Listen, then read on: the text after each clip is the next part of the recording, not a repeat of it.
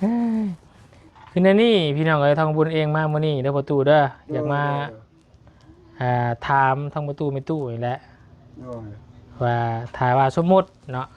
สมมุติซื่อๆเด้อแต่ว่าสมมุติน้องกงมีเพิ่นนี่ผู้ใหญ่ซื้อเสาเฮือนให้หรือว่าสิปลุกเฮือนซ่านให้นี่เพิ่นเข้าประตูไม่ตู้นี่สิให้ปลุกบ่อนใดเสาอยู่บ้านซะแล้วนี่แต่ก่อนวุ้นซื้อกับเสาละ1,000เดี๋ยวนี้นะถึงเสา1,000ปลายเสา1 800,000แต่ก่อนคือว่าโดยอ้ายอันนั้นเจ้านั้นมันไปไล่เฮ็ดว่ากินนี่ฮะอันไหนก็แต่ต้นหนึ่ง770,000ต้นหนึ่ง770,000เฮ้ยแต่รวมเบิดแล้วมันถึง9,200,000 770,000ซอยอยู่หั่นแหละเนาะเพิ่นถึงโทรหาบุญมันจังซี่เพราะเพิ่นก็เคยซอยหลายเคสแล้วเพิ่นเคยซอยหลายครอบครัวแล้วที่ซื้อเสาให้ก่อนนะแล้วก็บางครอบครัวก็เฮ็ดเฮือนจนแล้วบางครอบครัวก็มีแต่เสาที่ซื้อ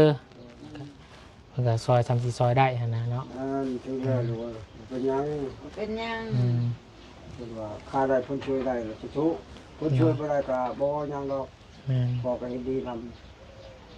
มันบ่แม่นง่ายเรื่องเงินเรื่องคำก็เพิ่นก็หายากอยู่ลูกน้อยแม่นล่ะเพิ่นก็บ่ยืมคืนโอ้เพิ่นสิได้เงินมาแต่ละบาทมาแต่ละกี่บ่แม่นของง่ายเนาะก็เวลาเพิ่นซอยมาหรือว่าผู้ใหญ่เพิ่นให้เฮาเป็นสะพานบุญให้เฮาก็ต้องตั้งใจเบิ่งนั่นแหละบ่อยากให้มันเสียสูญเปล่าเนาะเงินทุกบาททุกสตางค์นี่มีคุณค่าหลายเนาะโดยเหือแห้งเพิ่นมาแล้วก็เฮาบ่อยากให้เฮ็ดมันสูญเปล่านะเนาะโอ้ถ้าว่าตั้งเพื่อนอยู่เทิงนี่สูงกว่าหมู่แล้วนี่เนาะพอดีแล้วลงภาพมันเดินติ้วพอตู้กันว่าจะให้ไว้บอลจอดรถจอดล้างเนาะโดย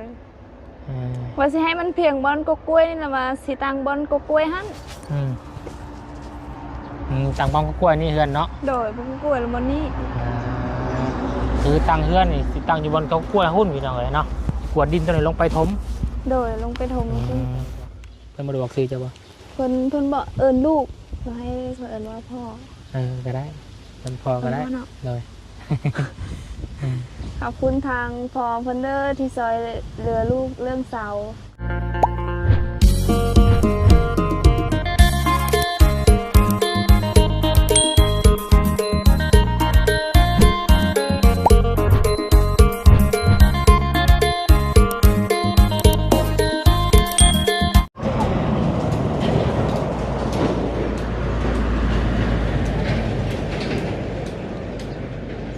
พี่น้องเลยนอกเปิดคลิปเปิดภาพออกมาเป็นภาพบรรยากาศสวยๆเด็กแก่ๆพี่น้องเลยเนาะสืบต่ออัปเดตเนาะการเป็นอยู่ของครอบครัวน้องพ่อแม่น้องใจดีเพิ่นพี่น้องเลยเนาะตอนนี้ก็กำลังพากันซับไม้ไผ่เห็ดตะภาพลอง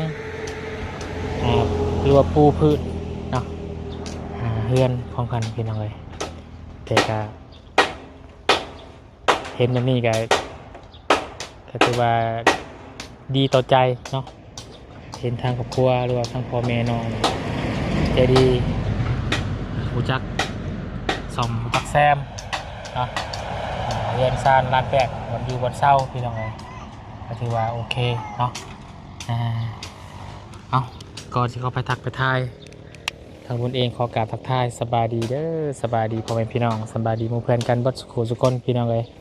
พบเจอกันอีกเก่าเนาะกับช่อง YouTube บาบุญสารวันพี่น้องเลยนะตอนนี้เนาะเมื่อกี้ว่าจะไปหาทางพ่อแม่น้องกองมีแต่ว่าเพิ่นบ่อยู่พี่น้องเลยเนาะเพิ่นไปสวนไปให้เนาะไปทางหญ้าเสียหญ้าเราก็ได้พี่น้องเลยตัวมีเวียกอยากจะมีเรื่องเนาะมีธุระหรือว่ามีเวียกอยากรบน้ำพ่อแม่เพิ่นน้องกองมีพร้อมพี่น้องแต่ตอนนี้มาหาทางครอบครัวแม่น้อง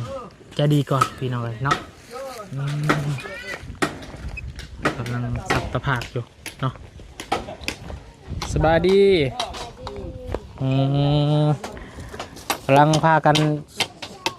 ซ่อมแซมเพื่อนเนาะมีแต่เสียนเนาะ มันคมมันระวังเด้อเนาะ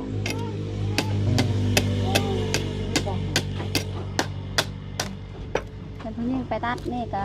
ไม่ได้เลยตัดไม่ได้เลยมันยุ่งยาก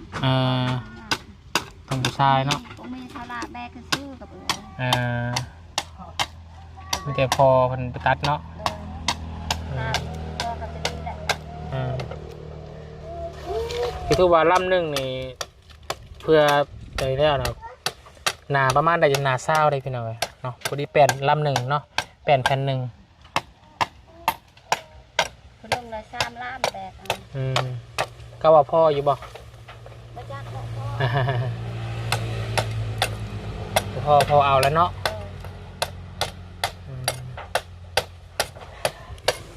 เอาซื้อหมูมาฝากใบพากินสู่ผัวกินเด้อ สุดใจเด้อ ซื้อหมูซื้อสู่กินแต่เบิ่งทางพี่ก่อนพี่น้องเลยโอ้ตีโค้งหางแล้วเนาะ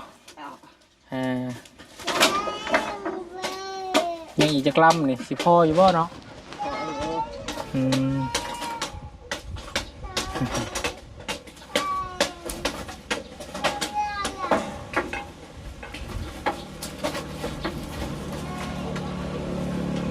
ยาปวดตัด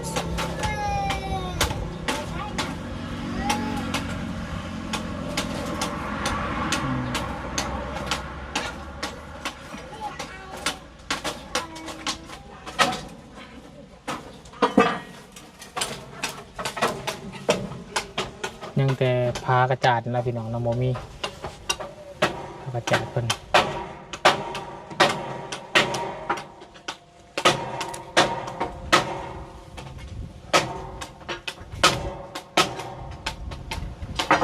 แต่ว่าพากระจาดมันใส่ก็ต้องไหม้แล้วไม้นิ้วนี่ทำไมเบลอจัง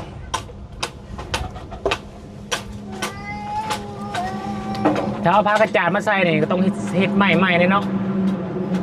เฮ็ดโค้งหางใหม่เลยเนาะที่พากระจาดใช้ไม้ได้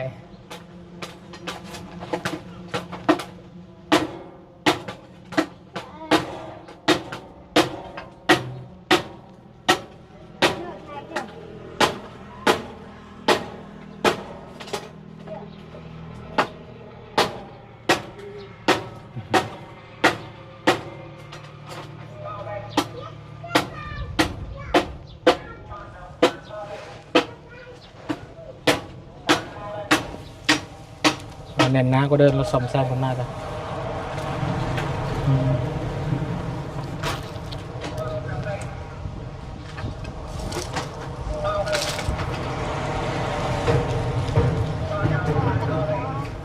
ฮะ จักพ่อ2 อัน พ่อจังน้อยหนึ่งนะเฮ้ยตัวเราลำตัวเรามันหน่อยป่ะ1 2 3ยังพ่อกันน้อยหนึ่งนะตามเบอร์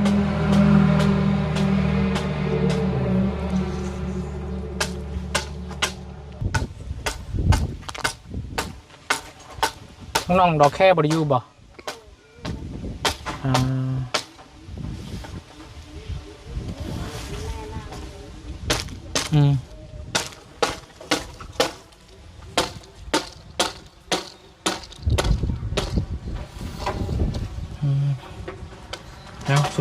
สู้พี่น้องเลยเดี๋ยวไปหาทางพอน้องเขามีคนคือสมาแล้วปั่นเนาะเดี๋ยวทางข้าวมือก่อนพี่น้องเลย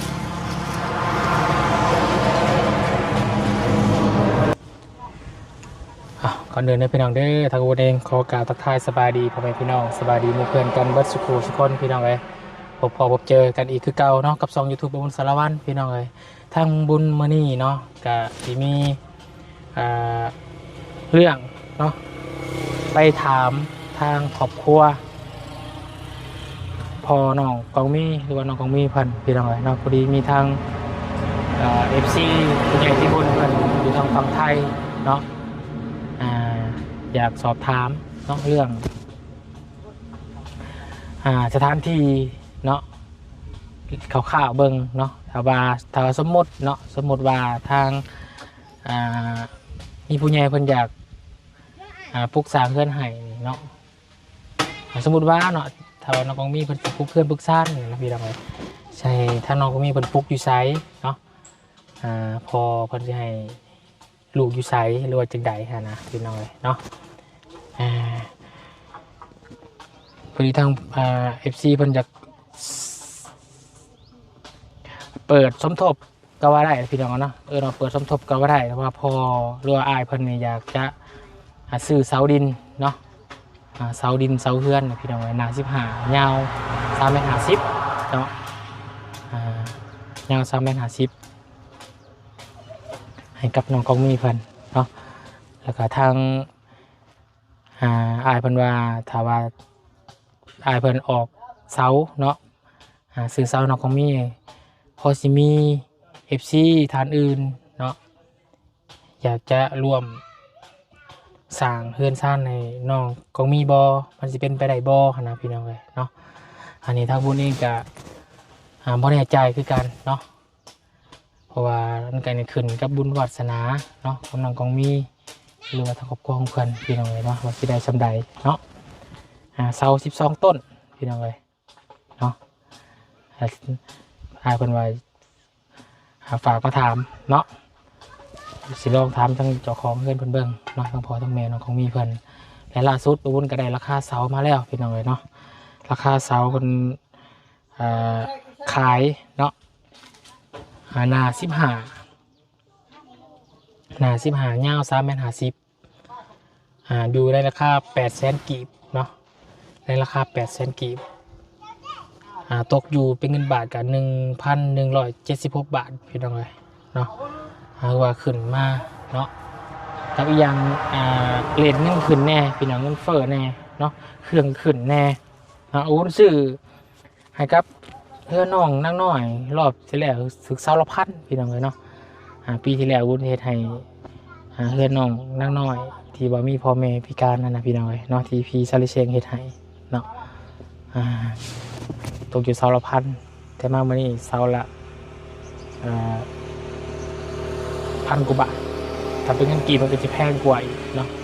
นี่ว่าปีที่แล้วยังว่า1,650,000เนาะ650,000 ต่อ 1,100เป็น 2,000 บาทเนาะเป็นเงินกีบก็600,000เดือนมาปีนี้มันขึ้นเนาะก็เลยอยากปรึกษาเนาะขอความชี้แนะนำกับ FC แล้วก็พ่อแม่พี่น้องเนาะที่ติดตามและให้กำลังใจกับน้องของมีเพิ่นมีความคิดเห็นว่าจังไดพี่น้องเนาะ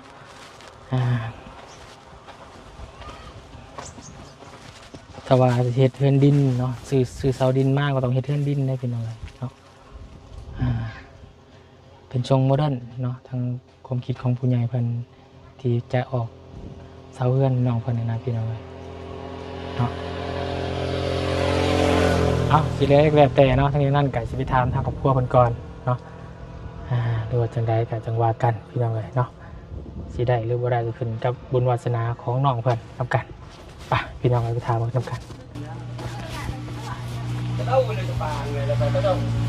พอดีคนอยู่คบกันอยู่พี่น้องเนาะทางน้องกองมีทำประตูเป็นตู้เด้อสบายดีมาแต่ให้บ่มาแต่สวนบุคคลเห็นเราไปน้องไปให้พี่สวนน้องกองมีบ่ไปบ่จะไปแทนป้ายพอเสียยาววันนี้ว่าเสียยานี่ให้มันสะอาดที่ไหนมองห้องน้ำนี่บ่เขาได้ลูกเขาเชียร์ยามันเลยยังให้ตองกล้วยแน่ก็ยังบ่ทันได้มีเวลาเชียร์ยาให้มันแปลนบนนำก่อนเชียร์ยาหมดเชียร์มันเชียร์ยาหนึ่งจะไปให้ใบกล้วยเดี๋ยวตองกล้วยเดี๋ยวขออนุญาตนิดหน่อยนะไอ้นี่จนมาอยู่บนเช่าของมีจ้อยอันนี้ก็พี่ใครได้พวกผู้ใหญ่ใจดีเพิ่นมาเลี้ยงอยู่เลยเห็นประจำนี้บอกจ้อยอยู่จ้อยกว่านี้แล้วเนาะต่อแล้วบ่อยู่บ่เศร้ามีแต่ไปตลอดเนาะอยู่ล่านี่กว่าจักมื้อจักซองทางนี้เพิ่นบ่ให้อยู่แหละเนาะอยู่ล่าบ่ให้อยู่แล้วอยากให้ไปโดโดบ่โดโดบ่อยากให้อยู่แล้วอยากให้เจ้าของอยู่แล้วคือในนี่พี่น้องเอ้ยทางบุญเองมามื้อนี้เด้อประตูเด้ออยากมา ถามทั้งประตูไม่ตู้นี่แหละ โดย ว่าถ้าว่าสมมุติเนาะ โดย สมมุติซื่อๆเด้อ โดย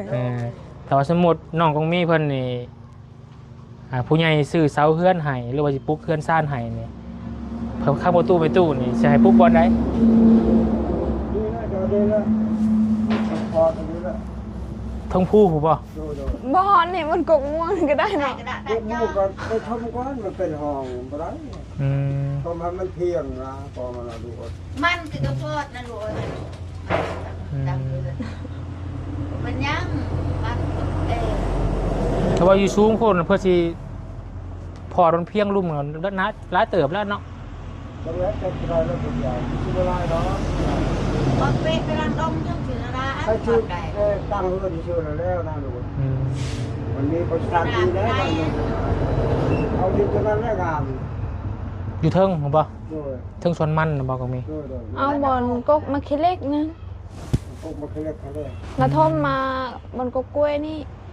ให้มันเพียง ทำเพียง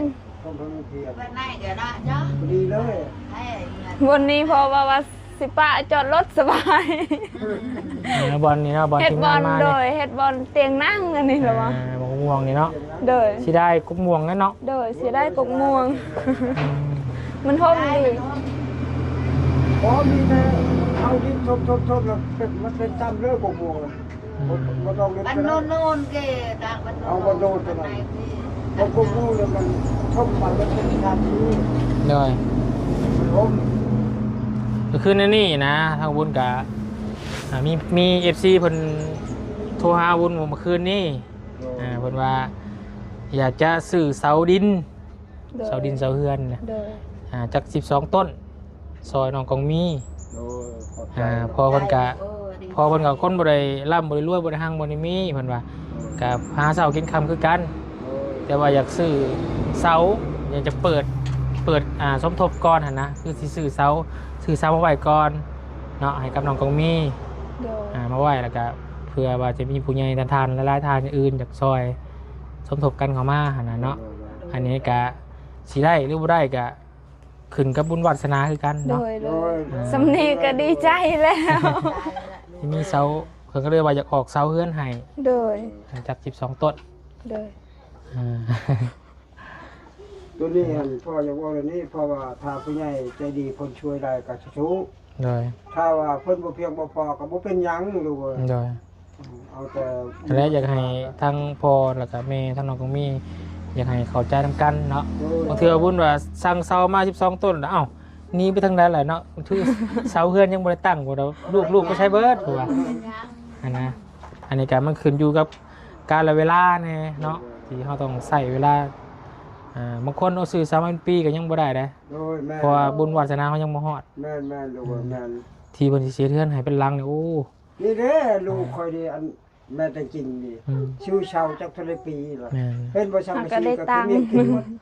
แต่ว่าบุญวัฒนาปีนี้ก็เดือนนี้ผู้ใหญ่ใจดีเพิ่นมาก็ได้มุงหลังแล้วเด้มุง ได้ บอกกับป้าไว้หั่นแล้ว ใครดอกสาวปูนมันบ่หมอดบ่กินเนาะปวกบ่กินเนาะ แม่บ่กินเนาะบ่เป็นหยัง คือเสาร์วันนี้หมดแล้วพวกกิน นี่แหละพี่น้องเลยเนาะก็เลยจะมาแจ้งทางก่อนแต่ว่าเพิ่นยังบ่ได้ฝากเงินมาดอกเนาะแต่ว่าอยากให้มาไทยมาถามเบิ่งนะพี่น้องเลยเนาะแล้วก็มาแจ้ง FC เบิ่งนํกันนะแต่ว่าทางบุญมีเสามาส่งให้น้องเพิ่นแล้วทางข้างๆผู้ใหญ่เพิ่นว่าเจ้าของเสาเพิ่นว่าทางบุญพอสิฮู้มีแนวทางแบบว่าทางผู้ใหญ่เพิ่นสิซอยน้องเพิ่นเติมอยู่บ่นะทางบุญเองก็ยังบ่ฮู้คือกันเนาะ อันนี้ก็เพราะว่ายังบ่ฮู้กันก็เพราะว่าความตั้งใจของผู้ใหญ่เพิ่นก็อยากให้เสาได้เสาให้น้องกองมีเพราะว่าเห็นดุมันเนาะอยากซอยมาตั้งใจเพิ่นอยากซอยเป็นหลังพุ่นแหละแต่ว่าบ่มีเงินคือกัน สำนีก็ดีใจแล้วคันเพิ่นซอยเสาเฮือน บ่แล้วดูบ่เป็นหยังคาราวะเพิ่นทั่วทั้งก็ดีเพิ่นบ่ทั่วทั้งก็ เพิ่นได้สำได้ก็ซอยสำนั้นก็บุญแล้ว น้อย พ่อก็เฮ็ดดีนำแม่ก็เฮ็ดดีนำ ดีน้ บ่เป็นหยังหรอกแต่ว่าคันว่าคาดหมายคันว่าเพิ่นสิช่วยได้ต่อไปนี่ก็เอาที่ดินตอนนี้แล้ว จังหน่อยจังย่างให้เบิ่งเนาะ โ โดย ยามเบิ่งนำกัน ตามันเลยมา แต่ต้องพอดมันเพียงเนาะลงมาพี่ เอาลงลุ่มดิลิ้นมันต้มถ้ามันเพียงแล้ว แล้วตอนนี้ล่ะมีแต่ว่าตั้งเดินบ้านให้เพิ่นมาผู้ใหญ่ใจดีเพิ่นมาแล้วจอดรถไว้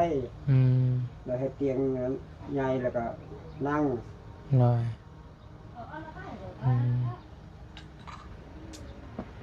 เพราะว่าเคยเห็นทีหนึ่งทั้งเจ้าน้องพาเบลลี่ขึ้นมาเบิ่งนะเนาะอยู่ โด เนาะ ย เบลลี่สิก็มาถ่ายตอนว่าแต่ว่าสมมติว่าสิปูเคลื่อนนะเนาะ โดย น้องเคยขึ้นไปพายเบิ่งนะเนาะมันก็วิวงามอย่างในสูงเลยพี่น้องเลยเป็นดินภู กันไปพอเปะตารางดองแล้วต้นตั้งแต่เหรอ มันแท ตะ นเนาะ ตารางลงไว้อะ จำมันด่านหนึ่งด่านป้ายก็ได้แล้วเนาะขอเนาะ ได้ ฉะนั้นแล้ว ปกติรูนาราทีเนี้ยเรอะพวงเถอะอะไร ลองเบิ่งก่อนเนาะ โดย ถ้าทางสมมุติกับถ้าโทรหาทั้งเจ้าของบนขายเสาอยู่บ้านสะแล้วนี้แต่ก่อนวุ้นซื้อกับเสาละพันเดี๋ยวนี้นะคือเสา1,000ปลายเสา800,000 แต่ก่อนซื้อไปเสา650,000 550,000อันนี้800,000กับ12เสากับตกอยู่9 ล้านปลาย12เสา ขาเชา กาเสากับ10 ล้านเนาะ ประตูทรายหัวเลยครับ ประตูนี่บ่ไหว มากันชาการเราเลยก็มีได้เงินอยู่อยากกินเลยเขามันอิ่มเลย ได้ยินได้เศร้าแล้วก็ได้ใจแล้วเนาะ ยังไม่ได้เลยยังไม่ได้ ยัง เล ไม่ ย ได้ แจกไว้ซื้อยังไม่ได้เลย แจ้งมันอิ่มแล้ว ได้ยินข่าวก็ มัน พอ ดีใจแล้วนี่ ดีใจแล้วได้ยินข่าวเยอะ แล้ว ดีใจ เบอร์เจ้าของเสามันโทรมา ใจแทงแล้ว นี่เบอร์เจ้าของเสาก็โทรถามเสาซื้อแล้วก็โทรหาเอาไปส่งแล้วบ่ล่ะ ยังเงินยังไม่มีอยู่ กูจะขายก็จะขายพี่เราเอ้ย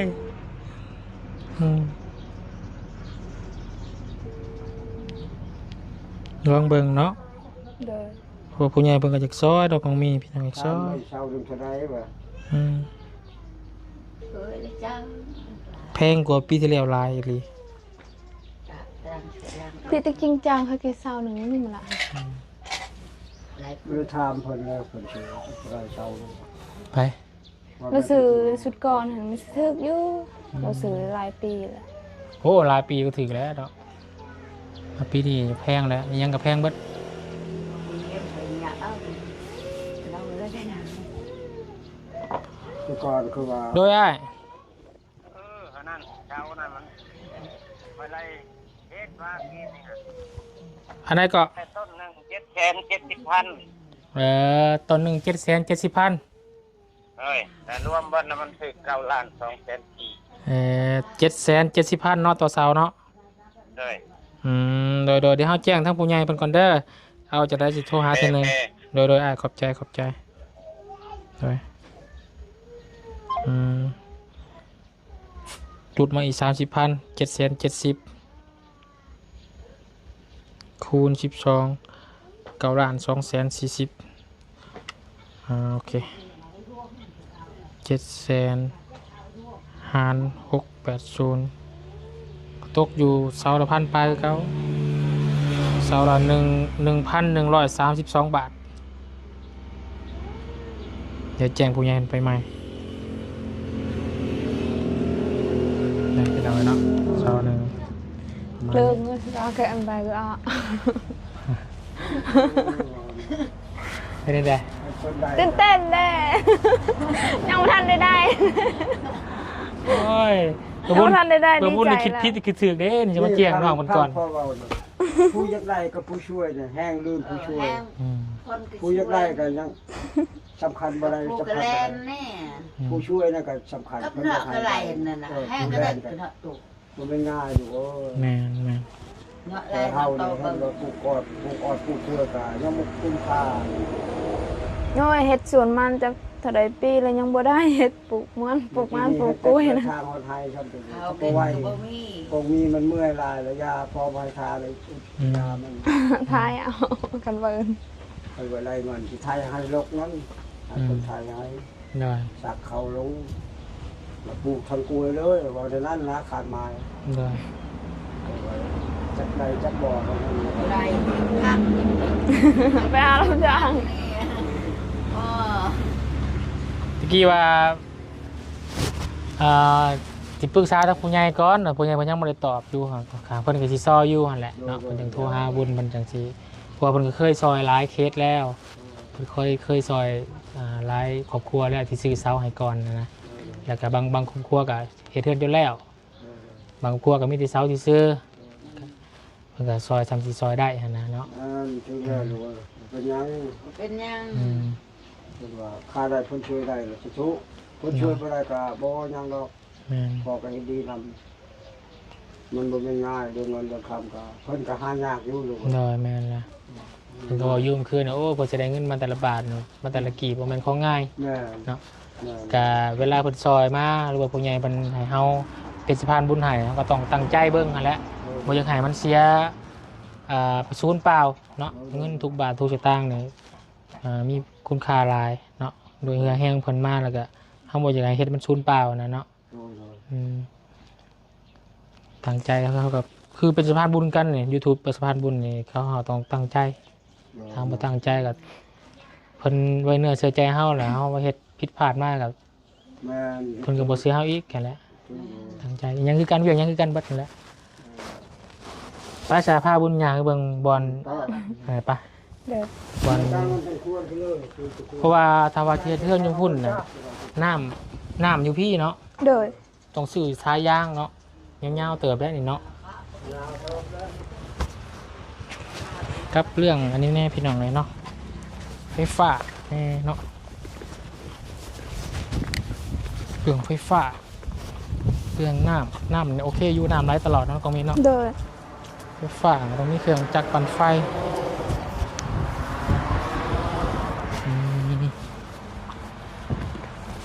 นี่แหละทางขึ้นกันเนาะเห็นปะทางขึ้นนี่เลยเนาะ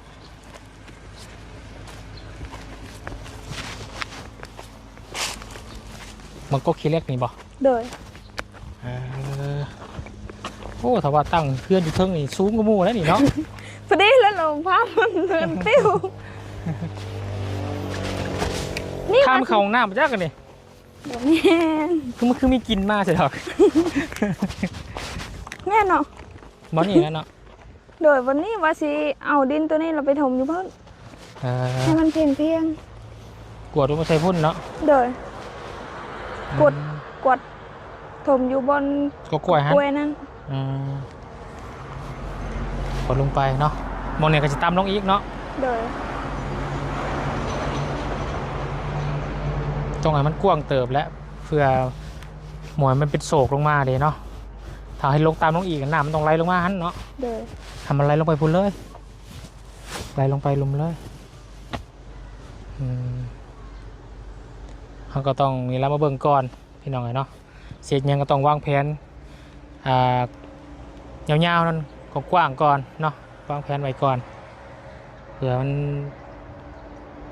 ผิดพลาดมาหน่อยแก้ไขยากพอพี่น้องคิดว่าจังใดพี่น้องไงเนาะขอความคิดเห็นแล้วก็คอมเมนต์มาบอกทางมาบุญแน่พี่น้องเลยเนาะเพราะว่าเสียดอยู่หันเนาะเพราะว่าจิปุกอยู่หันพอตู้เพิ่นว่าจะให้ไว้บอลจอดรถจอดล้างเนาะ โดยว่าสิให้มันเพียงบอนกกล้วยนี่แหละว่าสิตังบอนกกล้วยหั่น ต่างบางก็กล้วยนี่เฮือนเนาะ โดยบ่กล้วยแล้วบ่นี้ คือตั้งเฮือนนี่สิตั้งอยู่บนเขากล้วยหุ้นพี่น้องเลยเนาะกวดดินตัวนี้ลงไปถม โดยลงไปถมจริง คุยแล้วบอลหนาเฮือนก็สิเป็นกกม่วงหันเนาะ โดย มันห่มเย็นดี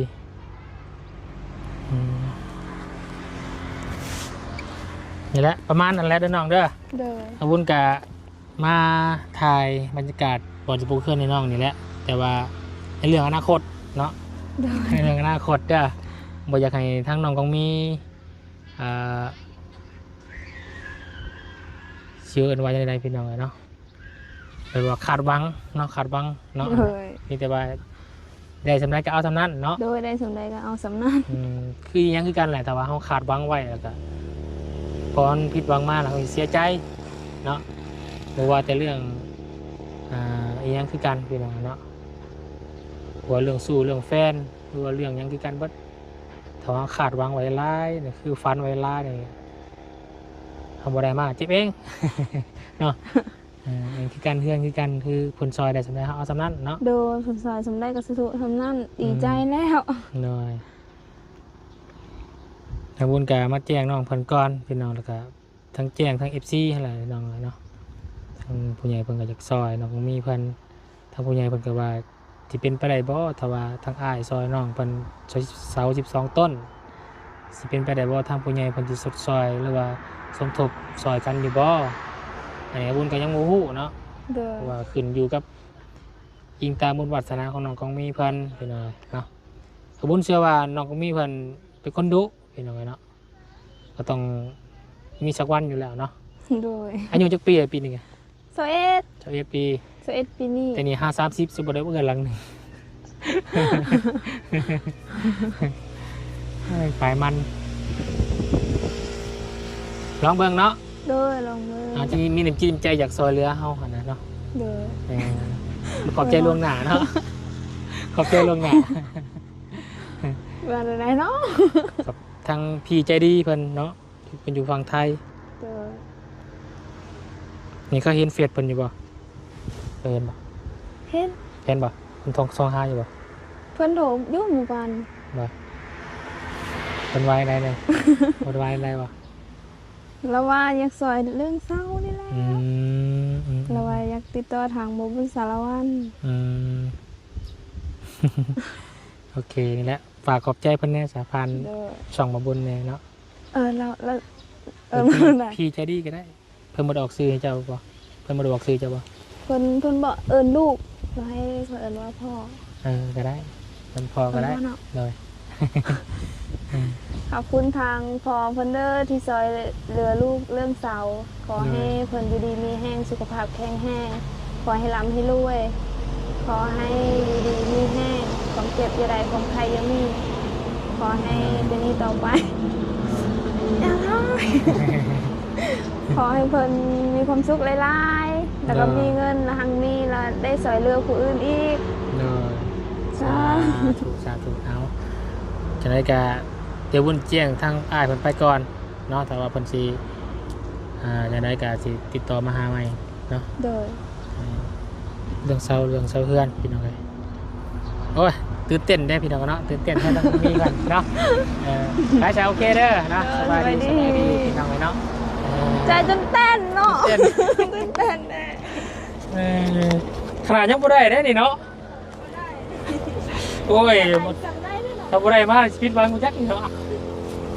เอาจะได้เพิ่นกับปากว่าสิซอยอยู่ดอกพี่น้องเนาะทางอ้ายเพิ่นก็ได้นะแต่ว่าวุฒิแจ้งทางอ้ายเพิ่นไปเติมเรื่องเสาราคาเสาเนาะไปโอเคแล้วพี่น้องเด้อสำหรับที่ผมก็จะได้ขอลำลา